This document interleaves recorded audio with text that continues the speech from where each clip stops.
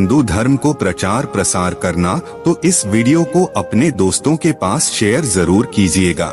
कई लोग यह सोचते हैं जब वो अच्छा कर्म करते हैं तो उन्हें जल्दी से उसका फल चाहिए, और जब बुरे कर्म करते हैं तो उसे भूल जाना चाहते हैं। लेकिन शास्त्रों में जिस तरह कर्म का हमारे जीवन पर प्रभाव की व्याख्या की गई है, प्रत्येक व्यक्ति को उस पर जरूर विचार करना चाहिए ताकि उसके जीवन में कोई भी संकट मुसीबत न आए।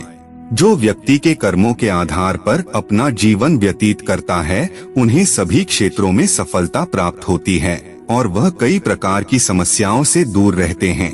इस संसार को ईश्वर ने बनाया है, उसकी व्यवस्था एवं संचालन हेतु विधि विधान भी उन्होंने बनाया है। हर व्यक्ति सुखी रहना चाहता है। इस संसार में सुखपूर्वक रहने हेतु मानव को उन विधि विधानों की व्यवस्था को समझना अनिवार्य है। शास्त्रों के अनुसार कर्म करने के 4 माध्यम होते हैं, लेकिन कर्म मुख्यतः 3 प्रकार के होते हैं, जो आज हम 3 कर्मों के बारे में बताने जा रहे हैं। पहले है संचित कर्म।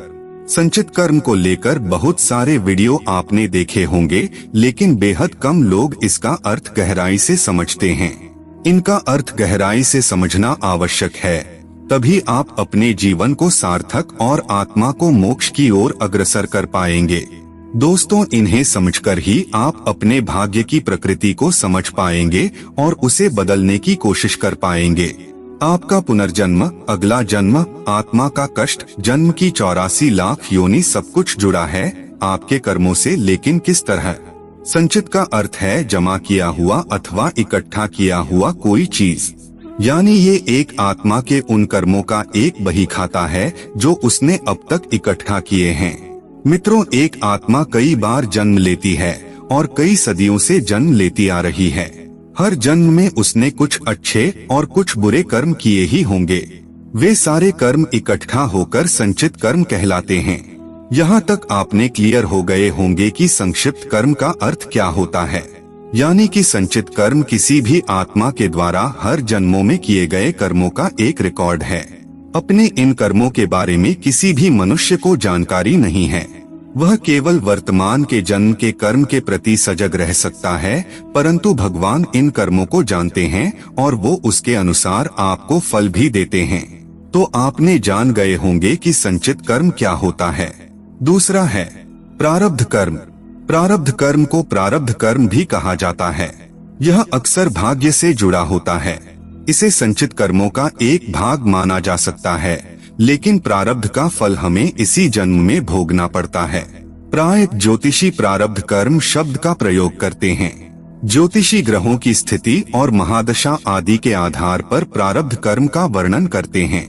यदि आपने अच्छे कर्मों का संचय किया है तो आपको भाग्य से अच्छा ब्याज भी मिलेगा। इसलिए यदि आप अच्छे कर्मों के मार्ग पर हैं, तो आपको इस कर्म के बारे में चिंता करने की आवश्यकता नहीं है।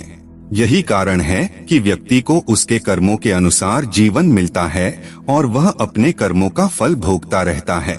यही कर्मफल का सिद्धांत है। प्रारब्ध का अर्थ ही है कि पूर्व जन्म अथवा पूर्व काल में किए हुए अच्छे और बुरे कर्म जिसका वर्तमान में फल भोगा जा रहा हो।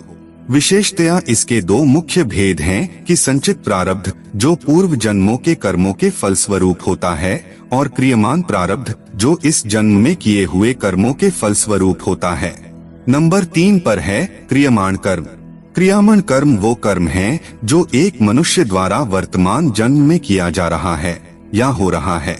ये सच है कि आपका भाग्य बहुत हद तक आपके संचित कर्मों पर आधारित होता है, लेकिन उसे क्रियमाण कर्म द्वारा बदला जा सकता है।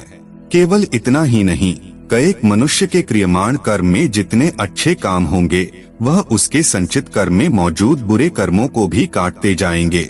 इसलिए यह आवश्यक है कि हर व्यक्ति अभी अपने भाग्य को कोसने के बजाय अपने कर्मों पर ध्यान दे ताकि आगे उसका जीवन अच्छा बीते। तभी तो भगवान श्री कृष्ण ने कहा है कि कर्म कर, फल की चिंता मत कर।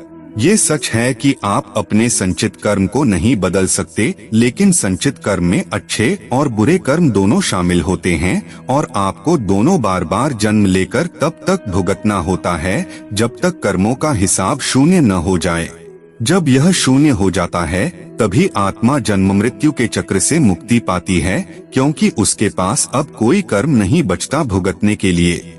अगर आपने अभी अपने कर्मों पर ध्यान दिया तो संचित कर्म में मौजूद बुरे कर्म अच्छे कर्मों से घटते जाएंगे और आपका भावी जन्म न केवल उच्चतर होगा बल्कि आत्मा भी मोक्ष की ओर अग्रसर होती जाएगी। इसलिए कुछ भी करते वक्त अपने कर्मों पर अवश्य विचार कीजिए। इसके अलावा अनिच्छा प्रारब्ध, परेच्छा प्रारब्ध और स्वेच्छा प्रारब्ध नाम के 3 गौण भेद भी हैं। प्रारब्ध कर्मों के परिणाम को ही कुछ लोग भाग्य और किस्मत का नाम दे देते हैं।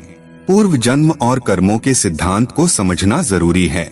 महाभारत में भी भगवान श्री कृष्ण के उपदेश के बाद अर्जुन की सारी दुविधा दूर हो गई और उन्होंने धर्म की रक्षा के लिए युद्ध करने का निर्णय लिया। उन्होंने श्रद्धालुओं को निस्वार्थ भाव से कर्म करने, जरूरतमंद आदमियों की सहायता करने के लिए प्रेरित किया।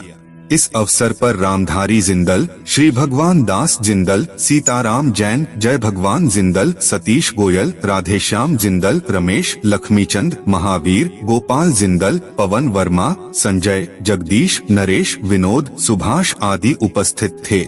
मित्रों, जैसे गर्भ के बालक का जन्म होना अनिवार्य है, भगवान राम ने बाली को छुपकर मारा था। फिर कृष्ण रूप में अवतरित हुए श्री राम को बहेलिये के रूप में बाली ने मारा था। भीष्म पितामह का मृत्युशैया पर द्रौपदी के साथ संवाद में बताना कि शरीर में तीरों के द्वारा रक्त रिसना कर्मफल है। राजा दशरथ का पुत्र शोक